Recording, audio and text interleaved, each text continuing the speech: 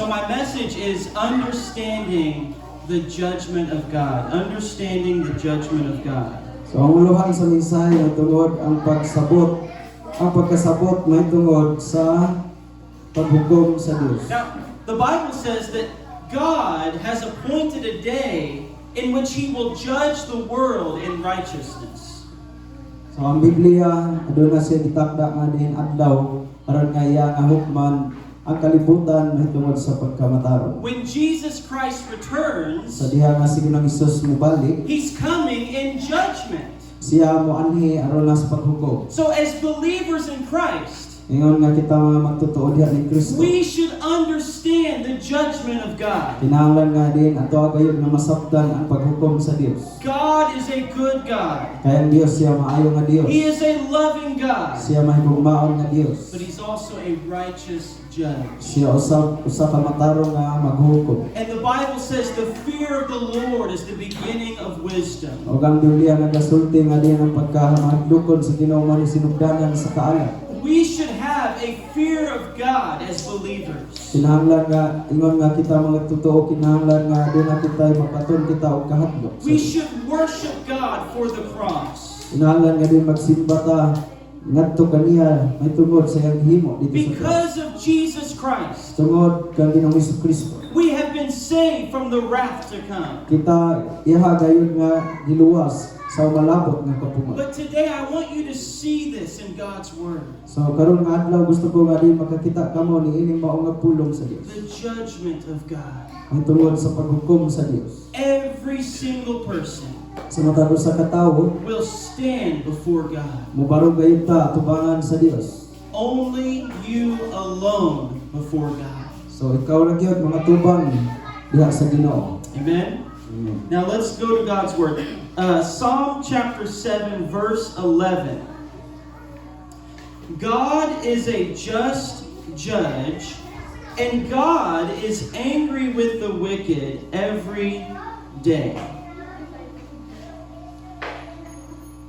Salmo kapitulo 7, Verse 11.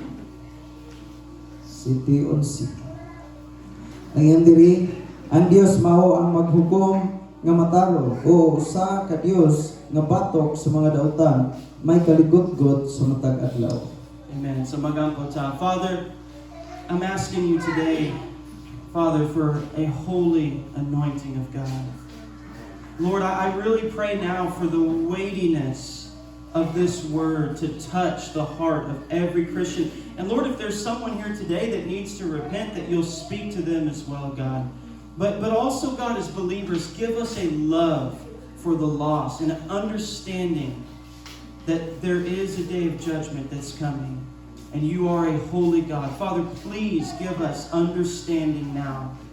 Anoint this congregation and every one of us with your Holy Spirit in the name of Jesus. Amen.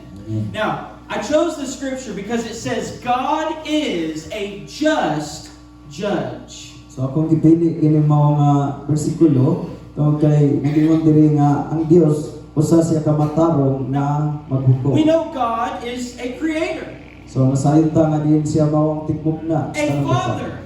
Siya ang amahan. God is a good God. Siya ang Dios na maayo. But we must remember, God is a just judge. So ato usab nga hinumduman nga din ang Dios usa ka matarong nga hukom. Now, it says here, He is angry with the wicked every day. Nagingon diri nga siya batok sa mga dautan ug may kaligotgot siya sa matag Now, adlaw. this is important to understand the nature of God. So usa kini ka importante gayud nga tong masabtan ang kinaiya sa Dios. God loves the sinner. Kaya ang Dios nahigugmas mga makasala. We should preach the love of God. Nanglan nga din ato nga igawali ang kining gugma sa Dios. But if we don't warn the sinner Apan kung dili nato sila pasidan-an ang mga makasala, about the judgment of God, may tungod sa kining paghukom sa Dios. we're not preaching the message of love. Wala kita magwali sa mensahe sa gugma. God loves every person. Kaya ang Dios nahigugma sa matag usa ka tawo. But make no mistake, Apan kining ayaw paghimo og diin sayo. He is angry with the sinner. Kay siya nasuko o nasuko siya sa mga John makasala. the Baptist said, Si Juan Bautista nagaingon. if you have the Son, you have eternal life. Nagingon siya nga kung nakabaton ka mo sa anak, nakabaton ka mo But sa if you kinabuhi. have not the Son, the wrath of God abides on you. Apa nagingon siya kung wala ka mo nakabaton sa anak, ang kapumot sa Dios nagapabilin Now, kaninyo. how many of you are parents? Pila ba kaninyo ginikanan? You love your children. Inyong higugma inyong mga anak. Have you been angry with your children? So nagasinati ba mo nga nasuko po sa inyong mga anak? And when you were angry, you still love them. Bisan nga nasuko mo pero napabilin mong nahigugma kanila. God is angry with the wicked, Mao ka na nga ang Dios nga nasuko po sa mga dautan. but He loves us. Apan siya nahigugma kanato. Now, notice this. Ato ning nasayran. God is a just judge. Kay ang Dios usa ka matarong nga maghukom. You have to understand the justice of God. Kinahanglan nato masabtan ang pagkamatarong sa Dios. God will judge sin Kay ang Dios siya maghukom sa sala. because He is just. Tungod kay siya matarong man. He is righteous. Siya matarong. So, when man stands before God, Kung ang mga tao mo barog sa atubangan sa Dios, God is holy. ang Dios balaan. And His wrath and His anger will burn against our sin. Ang iyang kapungod o iyang kasuko, kini mo magasunog batok sa sala. That's why we need the grace of God. Mao ka na ang hinungdan nga ginahanglan ta sa grasya sa That's Dios. why Jesus died on the Mao cross. ka na ang hinungdan nga sa Ginoong Hesus sa pagkamatay He sa took Dios. the wrath of God on His body. Iya nga gikuha ang kapungod sa Dios ug gipas-an butang siyang lawas. It pleased the Father to bruise Him. Nga din iyahang gipahiluna nga din ang amahan mao ang mga latos kaniya ug mga sakit kaniya. Darkness covered the face of the earth. Og ang kangit-ngit mao ang nagatabon dinhi sa naong sa yuta. Dito sa cross. Dito sa cross. And Jesus said, my God, why have you forsaken me? Og si Ginoong Hesus mingon siya, Dios ko, nganong gibiyaan mo ako? In that moment, the wrath of God was poured upon His Son. Niato kayo nga taknaa, giyabo o gibubo ang kapungot sa Dios, diha ibabaw kani. Now, look at this. Romans chapter 3. Importante kaayo that you would understand the wrath of God and the justice of God. Romans chapter 3. So ato ni makita diri sa Roma kapitulo 3, Because ang kapungot sa Dios ug ang pagkamakiangayon sa Ginoo. remember, God is not willing that any should perish. Ato hinumduman nga ang Dios dili sa gusto nga dunay usa nga malaglag. God takes no pleasure in the death of the wicked. Wala gani gid siya kalipay sa kamatayon bisan sa dautan. He wept over Jerusalem. Siya gani mihilak diha sa Jerusalem. If you would have listened to my commandment, At kung dili ka mo maminaw sa ako ang mga sugo, your peace would have been like a river.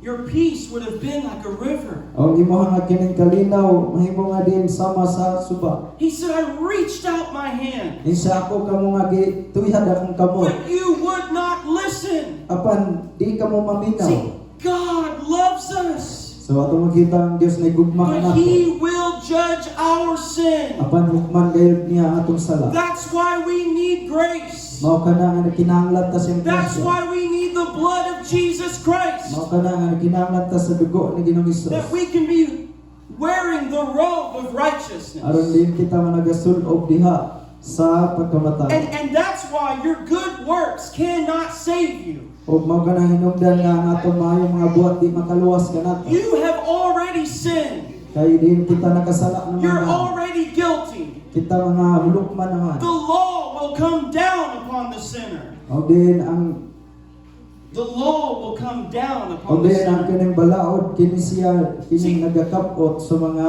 makasala. Jesus said, whoever falls upon this rock will be broken. Nagingon si Ginoong Hesus bisan kinsa nga di mahulugan ining bato mga dugmok He sila. spoke of himself, Siya iyang gipasabot niyang the kaugalingon. rock of Christ. Na din ang bato nga mao si Kristo. If you fall upon him in mercy, At kung siya mahulog kanato nga diin uban ang kaluoy in repentance, o paghinulsol, you will be broken by the grace of God. kita usab madugmok pinaagi sa grasya sa Dios. The submission to the word of God. Aron kita magpasakop diha sa pulong sa Dios. But he said, if this rock falls upon you, it it will grind you to powder.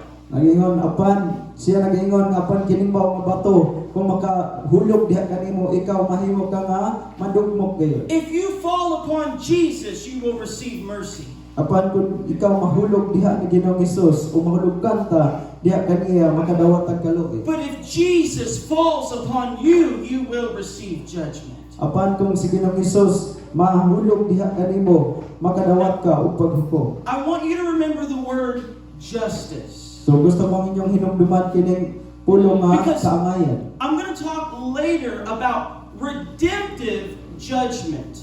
So- Judgment that brings redemption. Nga diin sa unahan ako magasulti kaninyo mahitungod sa kining paghukom nga dunay kining pagkatinubos. This is like when God disciplines His children. So mao kini ngano ang hinungdan nganong disiplinahon ang mga anak. It's to bring them back to the cross. Aron nga diin dalhon sila pagbalik dito sa cross. That is a temporary judgment of God. Mao kana ang kining temporaryo nga diin paghukom sa Dios. But here is eternal judgment. Apan kini nagapasabot mahitungod sa wala ni katapusan nga hukom. This is justice. Kini usa ka matarong gayon o kaangayan. When judgment is passed, Sa diha nga diin mo abot na o mulabay na ang paghukom. there's no going back. Wala dili na gini siya mobalik. That's why the Bible says today is the day of salvation. Mao ka ang hinungdan nga ang Biblia nagasulti karon ang adlaw sa kaluwasan. Today, if you hear His voice, Karon kung nakadungog ka o makadungog ka siyang do tingog. not harden your heart. Isa ayo patig-aha ang imong kasing-kasing. See, because once you take your last breath, At sa diha nga din ikaw mawad-an na sa imong katapusan nga gininhawa. when you step into eternity, Ug diin ikaw motikang nangadto sa walay katapusan. your final judgment is sealed.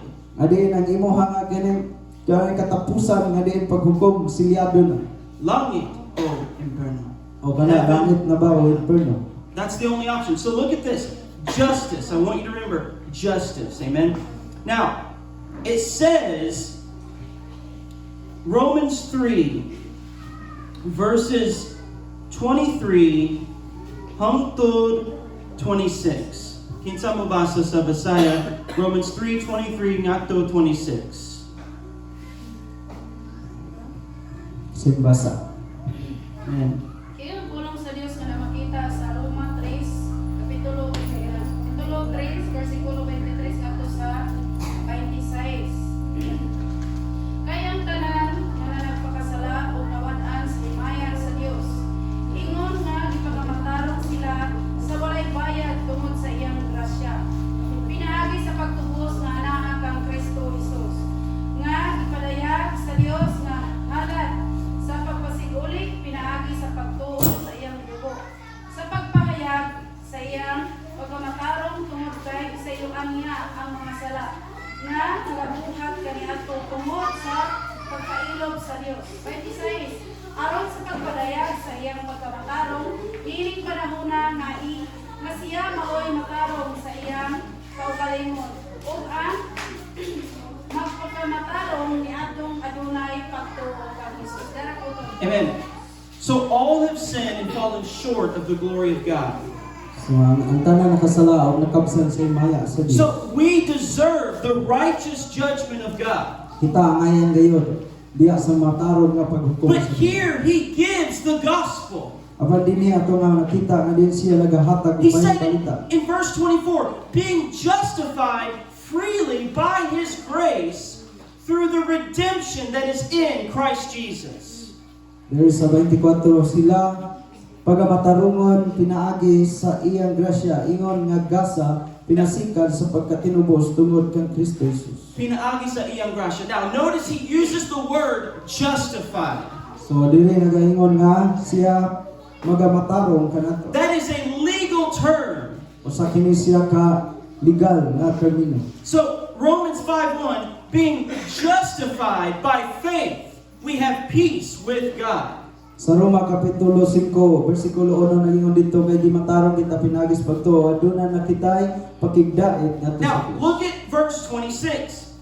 To demonstrate at this present time His righteousness, that He might be just and the justifier of the one who has faith in Jesus Christ.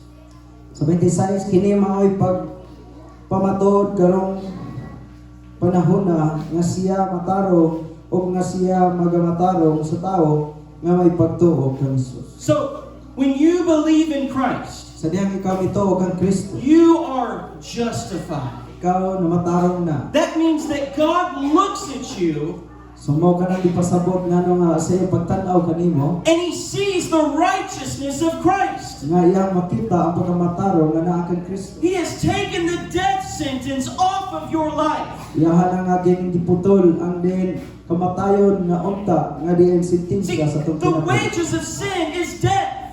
kay nga siya ang bayad sa sala So kamatayon. that's the righteous justice of God. Mao ka na ang matarong nga din paghukom sa Ginoo. That you would die for your sin. Nga diin ikaw mamatay tungod sa iyong sala. That's why every person Mao ka na ang matag usa ka tawo outside of Christ kung wala diha ni Kristo. will spend eternity in the lake of fire. Sila mapunta gayon sa walay katapusan dito sa linaw nga kalayo sa Because inferno. they will receive the justice of God. Tungod kay maumay ilang madawat ang diin pagkamatarong nga hukom sa But He Ginoo. said if you believe in Christ, Apan nagingon diri nga apan kung sila mituo kang Kristo, you are justified by faith. ikaw na matarong na pinagis pagtuo. Abraham believed God, Si Abraham mituo sa Dios. and it was accounted as righteousness. Og siya giisip nga din usa ka matarong. He said He is just and the justifier of the one who has faith in Jesus Christ. Ingon siya nga din siya matarong og tig matarong kanila nga mituo kang I Kristo. am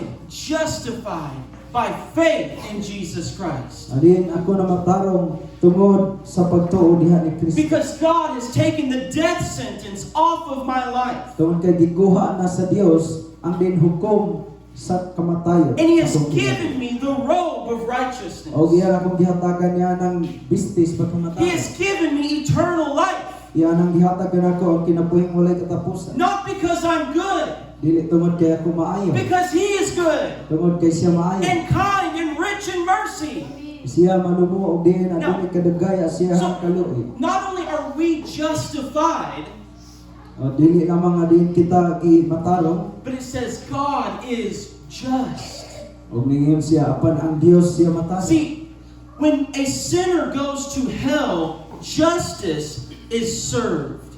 Nga diin ko ang mga makasala mapunta ngadto sa kining imperno, so mao kana ang pagkamatarong silbi na. But when a Christian goes to heaven, justice has also been fulfilled. So sa diha nga diin ang Kristohano napunta sa langit na tuma na ang pagkamatarong nga hukom. Justice was fulfilled by Jesus Christ on the cross. Kaya ang kining pagkamatarong kini siya natuma ni Ginoong Hesus dito sa cross. That's why you can go to heaven. Mao kana ang hinungdan nga mapunta na ka sa See, langit. the Bible says if we confess our Ang sins, Biblia nagasulti ko natong isugid atong sala. He is faithful and just to forgive our sins. Siya makatarunganon o matarong nga See, diin mapasaylo sa atong kasalanan. Without the cross, there is no justice. Kung wala pa na cross, wala gayoy kining pagkamatarong. Jesus Christ fulfilled the law of God. Kaya sa Ginoong Hesus lamang ang nakatuman sa kasuguan ug balaod sa Dios. That's why you must be saved. Mao kana ang hinungdan nga kinahanglan tang maluwas. Because if you stand before God Tungod kay kung kita magbarog na sa tubangan sa Dios, and you have not been washed in the blood, kanya wala ta mahugasi sa iyang hamiling your dugo. sin will condemn you before a holy God. Ang imong sala mao kini ang magkondemna diha atubangan sa balaan ng See, Dios. that's the justice of God. Mao kana ang paghukom sa Dios. Jesus Christ paid your penalty on the cross. Kay sa Ginoong Hesus siya may nagbayad sa imong nga din suhol tungod sa sala. See, God is a just judge. Kaya itong nakita nga din ang Dios usa ka matarong nga maghukom. There are judges in the Philippines. Adunay kining mga maghukom muhuwis din sa Pilipinas. Some of them may be righteous, Ang siguro pipila kanila matarong. but some of them are corrupt. Ang uban po nila mga daoton. If you give them money, Kung hatag ka sa imong kwarta, they will turn their eye from justice.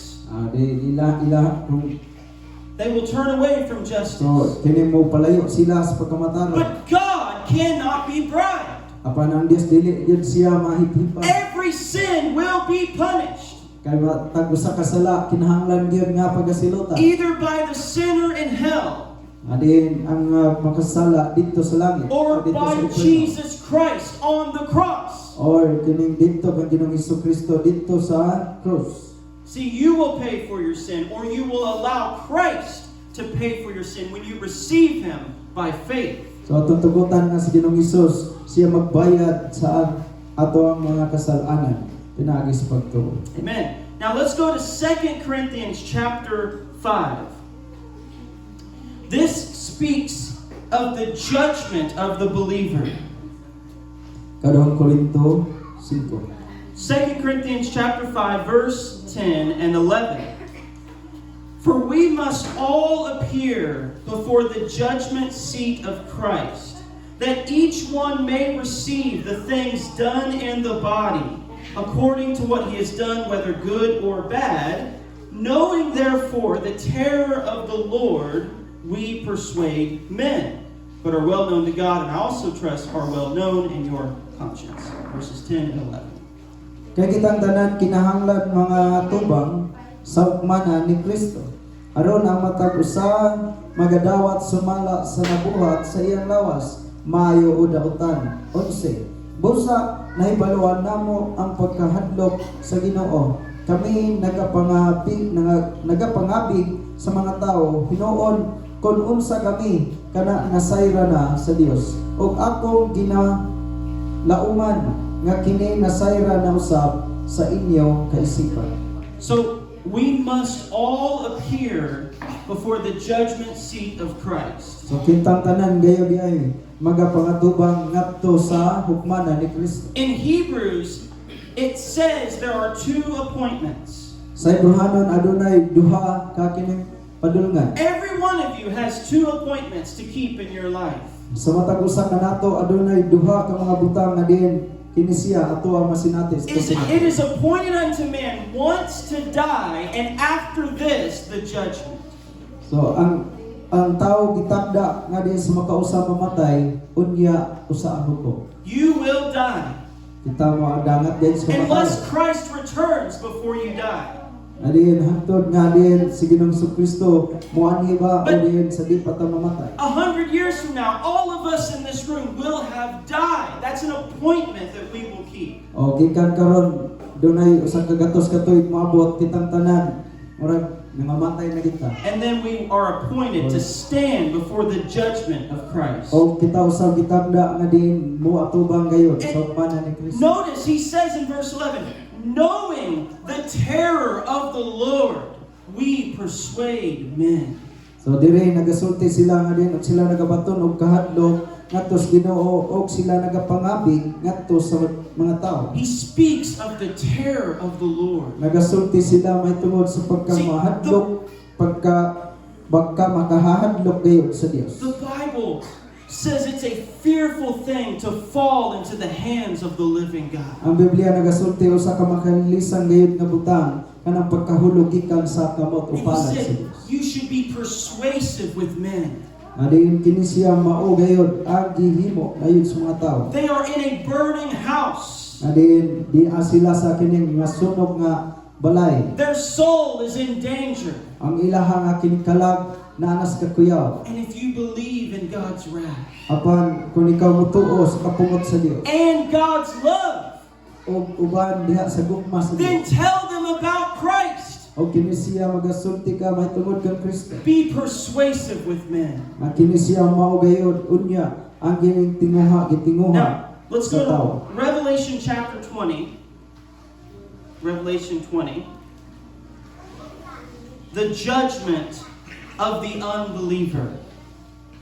Sa Pinadayag Kapitulo 20, Verse 12, or 11 and 12.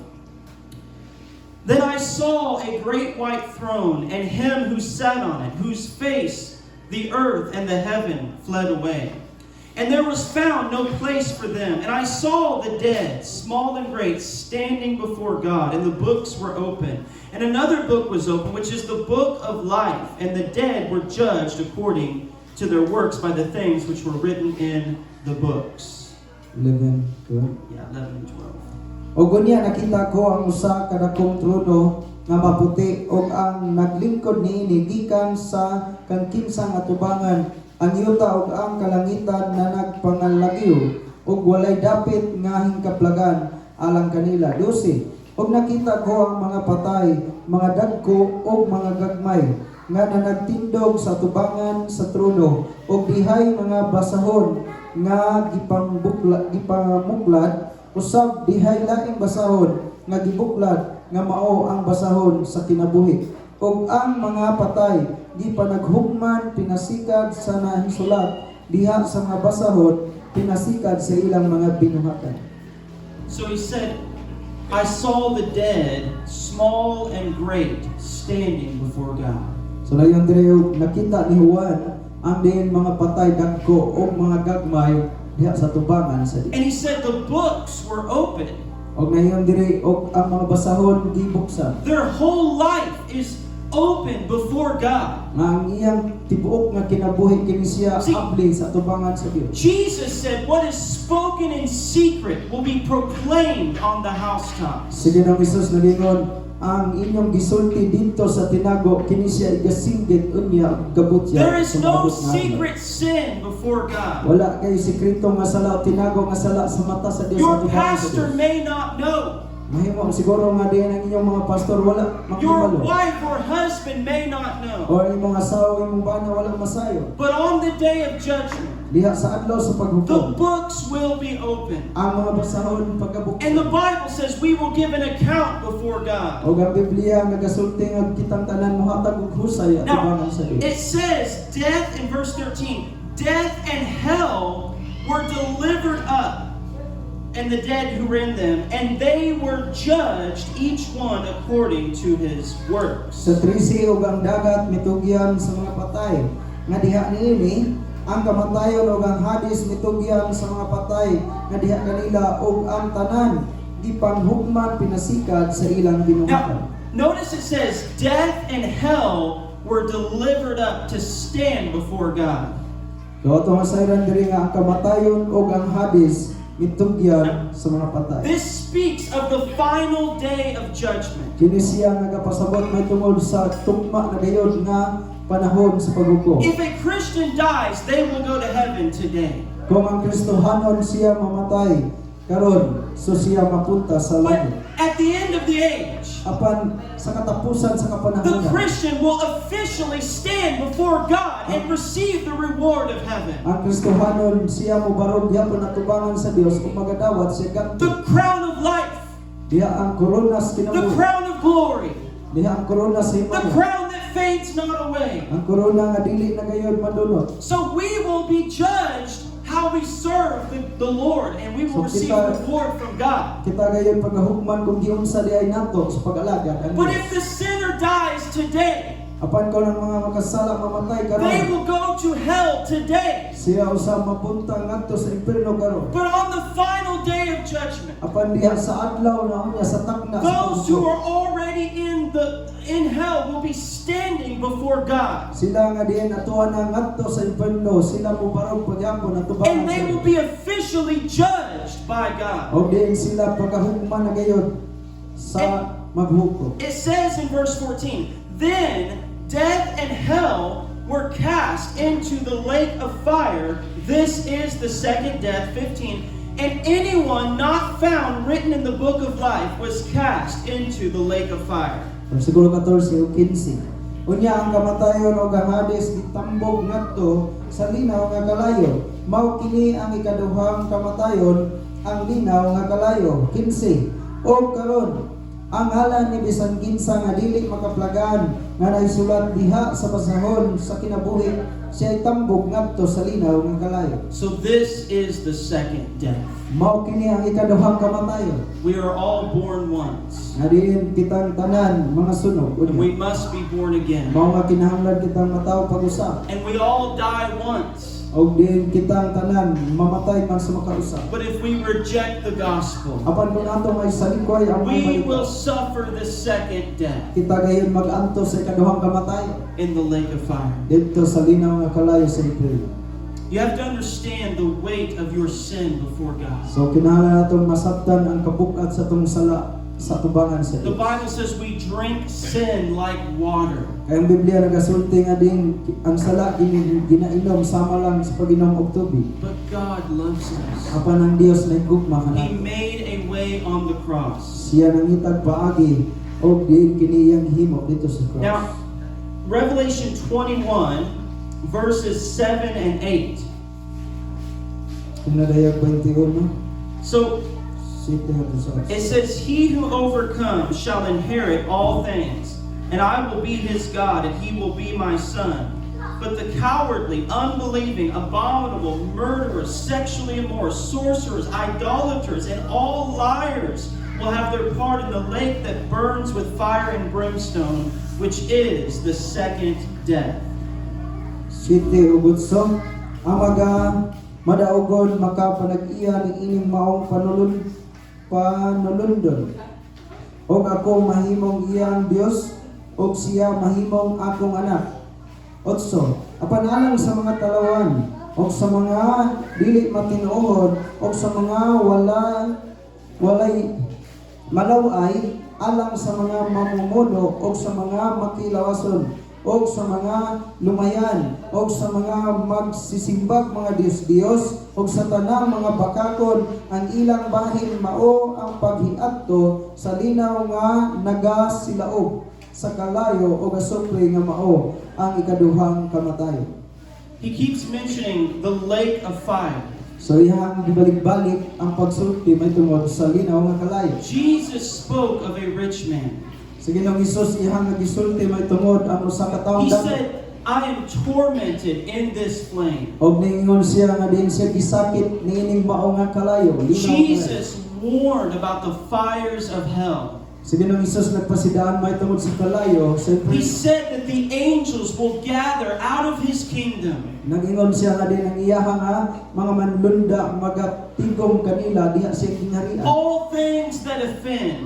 Tanan nga din mga nakapasakit. And He will cast them into the furnace of fire. Nga din kini siya sila itsa ngadto sa linaw nga kalayo nagdilaog nga kalayo. Why is hell so severe? So nga naman gyud ang kining imperno hilabihan na gyud ka kaning init. The justice of God. Kini siya tungod sa paghukom sa And the Dios. Bible says that hell was prepared for the devil and his angels. So ang nagingon ang Biblia nga din ang paghukom o ang imperno kini siya giandam para sa mga yawa ni Satanas o sa mga demonyo. When Satan rebelled, God prepared a place of eternal judgment. Sa diha nga si Lucifer Satanas siya ni rebelde ngadto sa Dios, nag-andam ang Dios og diin linaw nga kalayo para sa But kanya sa atas hell panungkol. is also severe because God has removed His comfort, His grace, and His goodness. So mao kana nga diha sa imperno gikuha sa Dios ang iyang nga kining pagkalinaw, kalipay og din kahayahay kung antua ang kalag sa See, imperno. every good and perfect gift comes from God. So ato nga sayran nga din ang matag maayong gasa o maayong butang gikan sa Dios. The air that you breathe right now is a gift from God. Ang matag hangin nga ato ang ginahanggab matag karon og gunya gasa na sa In Dios. hell, there is no light because God is light. So dito sa imperno wala na gikuha ng kahayag tungod kay ang Dios kahayag na. In hell, there is no love because God is love. Dito sa imperno wala na gugma tungod kay ang Dios gugma man. In hell, there is no peace because He is the Prince of Peace. Dito sa kining imperno wala na dito ang kalinaw tungod kay siya prinsipe sa In hell, there is no rest because He gives rest to the soul. Dito sa imperno wala na gay pahulay tungod kay siya maong pahulay See, sa if tungkala. God removes His goodness and His comfort, all that's left is His wrath and His torment. So kung kuhaon na sa Dios ang tanan nga din mga maayo, ang kalinaw, pag ang iyang gugma nga ni kanato ang nabilin, mao na lang gyud ang kasakitan o pagsakit. So who will go to hell? So kinsa may mapunta sa imperno? those who reject the gospel of Jesus Christ. Sila nga di nagasalikoy sa may balita ni Kristo. He says, the liar, the sorcerer, the idolater. Ngayon diri nga mga tanang bakakon o ang mga dautan See, mga salamangkero. Jesus said they love darkness rather than light. Ngayon sa Ginoong Hesus kay ilang gipalabi ang paghigugma sa kangit-ngit He kaysa said, kahayag. they will not come to me that their deeds might be exposed. Ngayon siya dili man gud sila moduol kanako kay ang ilang mga buhat madayag man. You come to Christ as Savior and Lord of your life. Kita moduol kan Kristo tungod kay diin siya manluluwas og Ginoo sa atong kinabuhi. You are submitting to the Lordship of Jesus Christ. Kita napailalom mahitungod sa pagkaginoo gayud ni Ginoo. You are acknowledging that He alone is God. So ato siya nga giila nga diin siya lamang ang Dios. And you come with a heart of repentance. Ang diin kita miduol kaniya uban sa kasing-kasing nga mahinulsol. So those who openly reject the gospel, So sila di ay mo'y mapunta sa imperno, sila nga nagsalikoy sa may balita. number 2 is the false Christian. So ikaduha nga mapunta dito sa imperno katong mining nga Kristohanon. See, Jesus said, many will say to me on that day, Lord, Lord, did we not do many wonderful works? And I will declare, I never knew you. Sa Ginoong Hesus miingon niadto niya nga adlaw daghan na moingon kanako Ginoo Ginoo nagsangyaw man mi nagwali man mi nagahimo big mga milagro pero mana si Ginoong Hesus wala ako makaila kanini. They said, Lord, Lord. So niyon sila Ginoo Ginoo. They profess to know Christ. Sila nagaangkon nga sila nakaila ni Kristo. But in their works, they deny Him. Apan sa ilang mga buhat ilahang There nagilingon. are many people all over the world Adunay daghan kay mga katawhan sa tibuok who kalibutan. come to the house of God. Moadto sa balay sa Dios. They profess to know Christ. Na din sila miangkon nga sila nakaila But ni there's Kristo. no fruit of righteousness. Apan walay bunga sa pagkamatarong There's diha sa no ilang faith in the tiempo. work of the cross. Wala sila pagtuo sa gibuhat ni Ginoong Hesus sa There's Dios. no love for Jesus. Wala sila gugma ni Ginoong Hesus. They're not looking to Christ. So wala sila mangita umitan o kang They Dios. have a form of godliness. Aduna sila dagway sa pagka-Dios no. They have a form of religion. Aduna sila dagway sa But they have pagkasalilihan. not been born again. Apan wala sila makasinati nga sila nahimugso. You must repent and believe the gospel. Mao kana nga kinahanglan nga kita maginulsol ug mutuo sa may balita. So the false believer, So mao kana ang gitawag nga ikaduha ang mini nga mga magtutuo. the false prophet. O mini nga mga manalagna. The Bible says teachers will receive a stricter judgment. Ang Biblia nga gasulti nga diin doble ang diin paghatag ug husay ug paghukom sa mga magtutuo. Pastor Mike and I, we will receive a stricter judgment for what we preach from this pulpit. So kami sa Pastor Zilon o ako kami modawat og kining sobra o stricto gayud nga paghukom kung unsay among giwali diri sa pulpito. Peter said of false prophets, Si Pedro siya nagasulti may tungod sa mini nga mga manalagna. their judgment does not sleep. Nga din ang ilang paghukom so wala magkatulog. If they are preaching a false gospel Nga kung sila magawali diha sa kining dili tinuod nga balita and they do not repent, o dili sila maghinulsol, they will die and go to hell. sila mamatay o mapunta sa inferno. God will judge the false prophet. Kaya ang Dios magahukuman diha sa mini nga mga manalagna o propeta And then the backslider. o ang mga nitalikod sa Ginoo. There are so many warnings Daghan kayo nga mga pasidaan to the believer sa mga magtotoo to stay strong until the end. nga kinahanglan ta magpabilin nga malig-on hangtod sa katapusan. Now, let's go to Hebrews chapter 10. Juanon kapitulo And 10. before we read this, I want to remind you the words of the Apostle Peter. So sa dili pa ta kini mobasa niini ako nga ipahinumdugan niyo ang pulong ni Apostol Pedro. He spoke of the backslider. Siya nagasulti may tungod sa mga taong italikod sa Dios. He said it would be better that they never knew the way of righteousness than after knowing it to turn from the commandments of God. Miingon sa Apostol Pedro sa sulat ng Apostol Pedro mas maayo pang wala sila makahibalo diha sa pagkamatarong sa Dios unya pagkahuman matalikod na diay mo biya. And Jesus gave a parable. O O sa Ginoong Hesus siya naghatag og the sambingay seed of God's word. aron nga makita ang kinipulong sa And he Ginoo. said some people receive it with joy. Daghan nga kining mga tao nga diin nagadawat sa uban sa kalipay sa pulong sa They Ginoo. start strong in the Lord. Nga diin sila nagsugod, nga diin sila But nagmakusgan then og Ginoo. temptation comes. Apan sa dihang naabot ang mga The tentasyon. cares of this life. Og diin ang kining mga kabalakan The ni Ginoo. deceitfulness of riches. Og diin kinisiyan uban sa paglimbong And sa he mga said that bahagi. it chokes the word of God. Og gilamoy kini ang pulong sa Ginoo. Satan snatches the word from their heart. Og ang si Satanas iyaha nga kining See, gisakmit ang pulong sa Ginoo. this is why it's so important Mao kini nga ano nga importante kayo. that you would seek God daily, Nga kinahanglan nga mangita ta sa Dios matag adlaw. not just on Sunday, Dili lamang sa adlaw nga but every day of your dili lamang life. sa adlaw nga Domingo, kundi sa matag adlaw sa atong That kinabuhi. your life is all about Jesus Christ. Kaya atong kinabuhi alang gayud ni Kristo. Now, Hebrews chapter 10, verses 26 through 29. And I'll let Pastor Mike read this. Hebrehanon 10:26 ngadto sa 29. Hallelujah. Praise God. So ngayon diri ang pulong sa Ginoo. Kay kun kita magapadayon sa tinuyo nga pagpakisala, tapos nato madawat ang kahibalo sa kamatuoran, wala na'y nahabilin pa nga halad inihaw tungod sa mga sala. 27.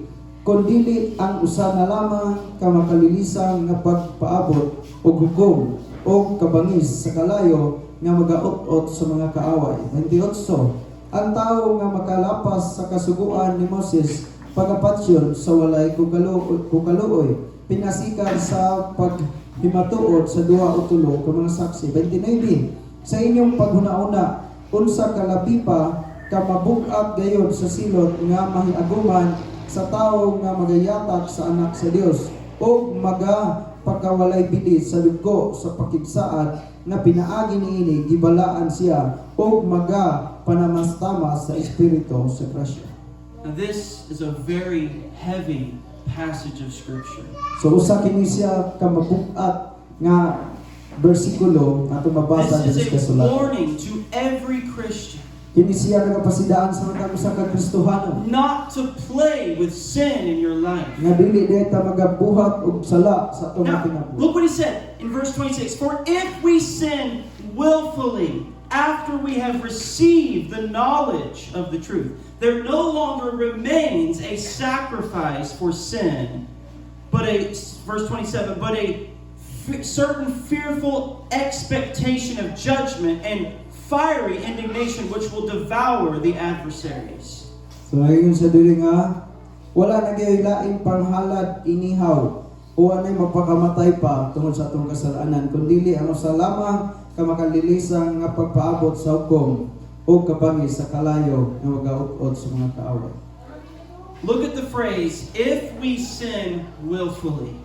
Ngayon diri kon kita nagapatuyang o nagapadayon sa pagpakasala. Every Christian has sin at times. Sa matag usa ka Kristohano naagi panahon ng kasalata. He's not talking about your daily battle. So wala kini siya nagpasabot sa atong matag adlaw na diin mga pakigbiso. He's not talking about the time that you stumble and you fall into sin. Apan kini siya nagpasabot sa panahon nga diin kita masukamod tungod sa kasalanan. He said if we willfully sin after we have received the knowledge of the truth. Og nangingon siya diri kun kita magapadayon sa pagpakasala human kita makadawat sa kamatuoran. He speaks of those who continue to rebel against God. So siya nagapasabot alam kanila nga nagapadayon sa pagrebelde. They have been confronted by the Word of God. Og diin sila gisultihan pinagi sa pulong sa And Ginoo. yet they are prideful in their sin. Apan sila nagpabilin nga diin mapagarbuhon tungod sila There's kasalanan. no conviction. Wala dili na nila mabati There's ang no pagtando. fear of God. Wala na pagkahadlok sa There's Dios. no desire for righteousness. Wala sa tinguha sa pagkamataro. He said you are sinning willfully. You are continuing in your sin. Unang ingon sa dikon siya magapadayon sa pagpakasala o din magapatuyang sa iyang kasalanan. Every Christian will stumble at times. Ang matag usa ka Kristohanon matag dunay mga panahon nga diin kita masukamot. And so we repent, we receive God's forgiveness. Apan kita kinahanglan maghinulsol o diin aron kita makadawat og pagkapinasaylo. But this is a person who continues willfully in open rebellion against the Word of God. Og kini siya mao nga nagapasabot sa mga tawo nga din sila nagapadayon sa pagbibindi ngadto sa Dios. And he said, if you do that, there is a fearful expectation of judgment. Yung sa kun kini atong pagabuhaton usa na lamang ka makalilisan nga pagpaabot sa Now, hukom. what did Paul say?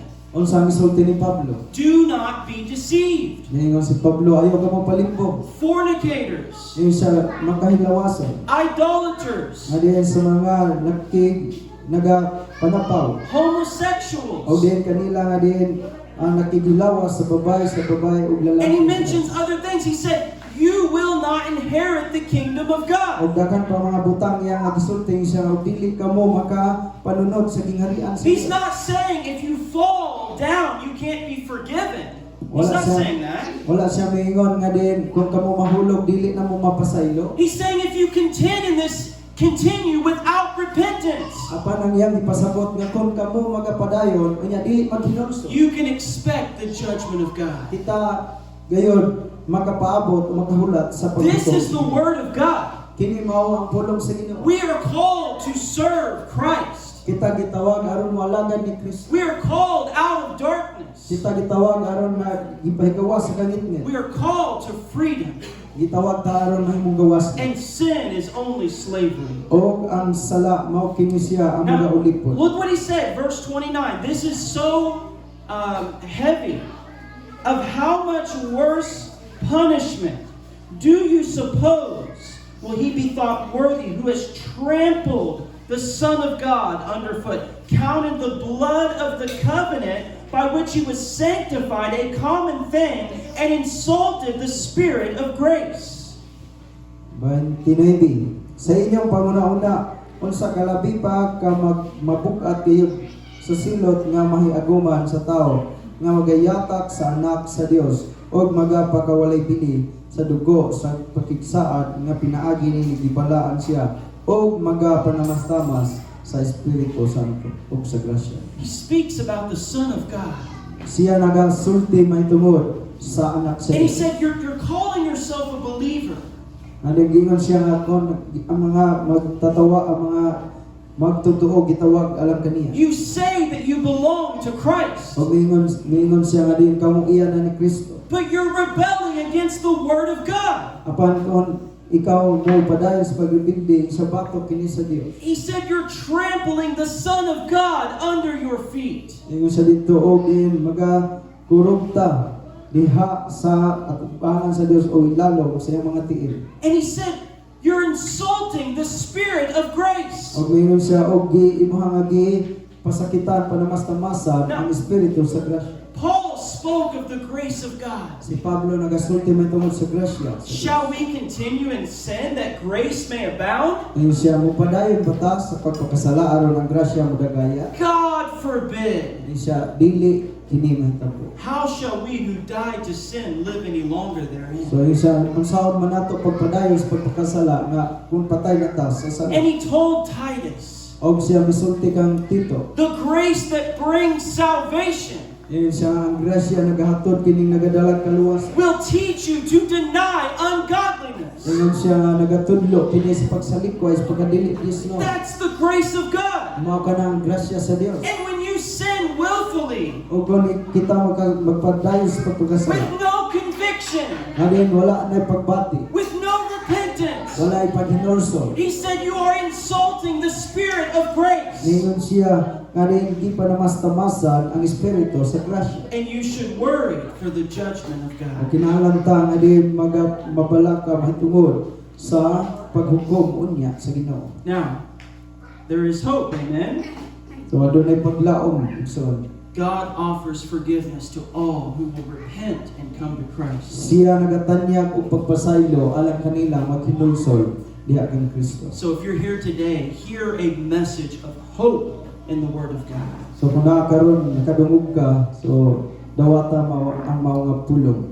So that's the individual. Kini siya alang sa matag usa.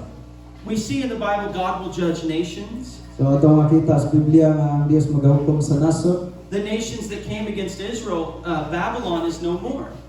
Sa kining ang mga nasod nga di nakibatok sa Israel, ang Babylonia wala na, Assyria, ang Assyria, and God will judge cities. ang Dios usab magahukom sa mga syudad. He was going to destroy Nineveh, Iyahan nga kining laglag ang Ninive. but he sent Jonah. Apan ang ipadalawan si He Jonas. said, "You have 40 days." O giingnan niya nga sulod na ng 40 ka See, adlaw. that's the love of God. So kana siya mauna ang gugma sa Dios. God was going to destroy the whole city, Ang Dios gusto niya nga din laglagon ang tibuok but He syudad sa gave them Ninive. one more chance to repent. Apan iyang gihatagan sila usa na lang kahigayon nga maginulso. God destroyed Sodom and Gomorrah Ang Dios nagalaglag sa Sodoma ug Gomorrah because of their sin. tungod silang sala. He rained fire and brimstone from heaven. Siya nagapaulan og kalayo gasupri gikan sa God judged the world in a flood. ang Dios usab naghukom sa kalibutan pinaagi sa luno. And only Noah and his family were saved.